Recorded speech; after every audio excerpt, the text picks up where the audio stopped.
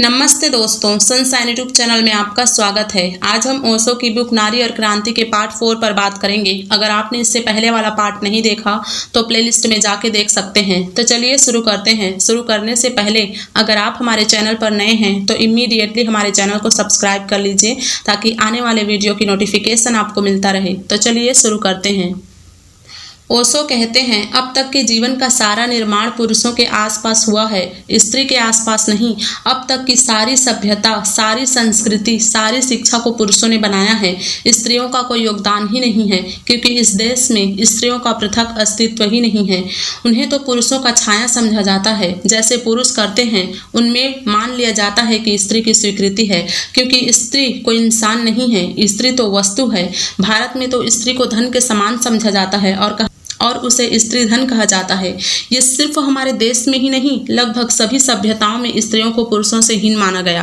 पहले चीन में स्त्री को पुरुषों के द्वारा वस्तु के समान ट्रीट किया जाता था। स्त्री को पुरुष मार भी दे तो भी उन पर कोई मुकदमा नहीं चलता था, क्योंकि वहाँ के लोग ये मानकर चलते थे कि स्त्री में आत्मा नहीं होती और पुरुषों का हक है कि वे उनके साथ कुछ भी करें। हमारा भारत भी किसी से कम नहीं रहा। स्त्री को सती प्रथा के नाम पर पति के चिता पर जिंदा जला दिया जाता था। इतना ही नहीं, अगर पत्नी जलते वक्त चिल्लाए तो आवाज सुनाई न दे करके ढोल नगाड़े बजाए जाते थे और वो चिता से भागे न करके बड़े बड़े मसाल पकड़कर सामने लोग रहते थे ताकि उसे बाहर न आने दिया जाए। स्त्री को यह सिखाया जाता था कि पति के चिता में जल जाना ही स्वर्ग की प्राप्ति है। ओशो कहते हैं, ऐसा विपरीत कभी क्यों नहीं हुआ? सिर्फ स्त्रियों पर इतना बोझ क्यों? अभी तक का इतिहास युद्धों का रहा है, क्योंकि पूरी की पूरी सभ्यता पुरुषों के केंद्र में है और पुरुष महत्वाकांक्षी होते हैं। अपनी महत्वाकांक्षा के लिए वे बड़े बड़े युद्ध लड़ते हैं, बड़े बड़े आंदोलन करते हैं, यहाँ तक कि वे अपनी महत्वाकांक्षा के लिए प्रेम तक की बलि दे देते हैं। जबकि स्त्री प्रेम के लिए जीती है, प्रेम के लिए वे कुछ भी कर सकती हैं। पुरुषों के जीवन में प्रेम का महत्व बहुत थोड़ा सा है। वे प्रेम को एक कार्य की भांति समझते हैं, जबकि स्त्री के लिए प्रेम ही सब कुछ है।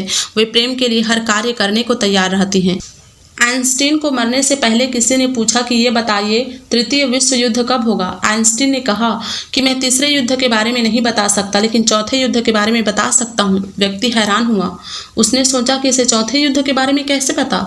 आइंस्टीन ने कहा, चौथा युद्ध होगा ही नहीं, क्योंकि तीसरे युद्ध में इतना विनाश हो जाएगा कि चौथे युद्ध की संभावना ही नहीं बचेगी। हिरोशिमा और नागासाकी में जो एटम बम गिराए गए थे, उससे तो केवल वो शहर के लोग ही तबाह हुए। आज इतने बड़े बड़े एटम बम बन गए हैं जो पूरी पृथ्वी को ही कुछ सेकंड भर में खत्म कर सकता है। मनुष्य ने अपने विनाश के इतने हथियार तैयार कर लिए हैं कि युद्ध के बाद जीवन का अंश भी नजर नहीं आता। लेकिन जीवन को जीने के लिए उसने कोई हथियार तैयार नहीं किया, नहीं तो जीवन कुछ और ही होता। और स्त्री के जीवन में तो पूरा अंधकार ही है। आप गौर करेंगे तो पाएंगे, शादी के बाद स्त्री का नाम पुरुषों के नाम से जुड़ जाता है।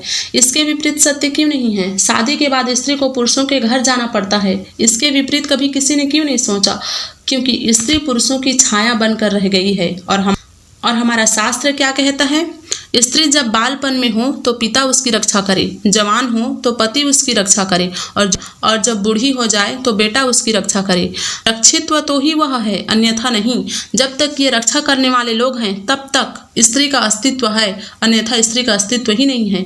इसलिए सबसे पहले स्त्री को अपने अस्तित्व की घोषणा करनी है। उसे अपना होना है, पुरुषों से बहुत पृथक, बहुत भिन्न होना है। उसे यह सिद्ध करना है कि वह पुरुषों की छाया नहीं है, उसकी अपनी भी हैसियत है। ओशो जर्मनी की एक कहानी बताते हैं। एक दिन एक व्यक्ति से देवता नाराज हो गए। उन्होंने उसे श्राप दिया कि आज से तेरी छाया दिखना बंद हो जाएगा, धूप में चलेगा तो भी छाया नहीं बनेगा। उस आदमी ने कहा, इससे मेरा क्या बिगड़ जाएगा? जैसे ही वह व्यक्ति अपना घर आया और लोगों को पता चला कि उनका छाया नहीं बन रहा है, तो उस युवक को सब लोगों ने बाहर निकाल दिया। उसकी पत्नी, माता पिता सभी ने उनसे रिश्ता तोड़ दिया। उस गांव के लोगों ने एक बीमार व्यक्ति की तरह उसे गांव से बाहर निकाल दिया। वह सबको चिल्ला चिल्ला कर बताने की कोशिश की कि मैं पूरा हूँ, मुझ में कोई कमी नहीं है, लेकिन किसी ने उसकी बात नहीं मानी। जबकि स्त्री के मामले में उल्टा हुआ है। यहाँ तो पुरुष के छाया न रहने पर उसे बाहर निकाला गया। महिलाओं की पूरी जातियों की आत्मा मिट गई है, बचा है तो सिर्फ छाया। तो इससे आप उनके जीवन की कठिनाइयों का अंदाजा लगा ही सकते हैं। लेकिन पुरुषों ने कभी उनकी कठिनाइयों के बारे में सोचा ही नहीं, क्योंकि ऐसी बिना अस्तित्व वाली नारी पुरुषों के लिए उपयोगी हैं। तभी तो इतना ज्यादा नारियों का शोषण हो रहा है। जिस दिन नारी अपने अस्तित्व की, अपने आत्मा की घोषणा करेगी, उस दिन से विद्रोह शुरू हो जाएगा और यही विद्रोह नारी को उसकी दास्ता से मुक्ति दिलाएगी। तो दोस्तों, आज के लिए इतना ही। उम्मीद है यह बुक समरी आपको पसंद आई होगी। अगर अच्छा लगा तो इस वीडियो को लाइक व शेयर जरूर करें। मुझे इतना टाइम तक सुनने के लिए thank you so much. Bye bye.